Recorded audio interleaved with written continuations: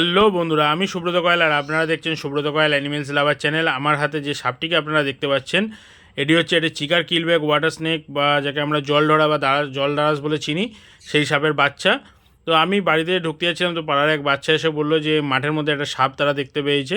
তো আমি তড়িঘড়ি গেলাম, গিয়ে দেখলাম যে একটা জল দারাজের বাচ্চা। তো তাকে আমি হাতে তুলে, হাতে তোলার মাত্রই সে আমার হাতে তো মানে একের পর এক কামড় বসাতে থাকে। তো আমি যেহেতু স্নেক ভালোবাসি, আর এই স্নেকটা সম্পূর্ণ নির্বিষ একটি সাপ, তো সেহেতু ভয়ের কোনো কারণ নেই, এই সাপটাকে নিয়ে হ্যান্ডেলিং করা যায়। তবে এটা বাচ্চা সাপ বলে এর দাঁতটা সেভাবেও আমার স্কিনের মধ্যে ফুটছে না। কিন্তু একটাই কথা বলি, এই সাপটা যদি বড় সাপ হতো তো এতক্ষণে রক্তারক্তি অবস্থা করতো। তো আপনাদেরকে বলবো বন্ধুরা, এই সাপটাকে দেখে কেউ ভয় পাবেন না, নিশ্চিন্তে থাকুন। এটা একটা সম্পূর্ণ নির্বিষ সাপ, এবং আমাদের আশেপাশে পুকুর টুকুরে, খাল বিলে, জলাশয়ে দেখা যায়, এবং এরা মাছ খায় বেঁচে থাকে।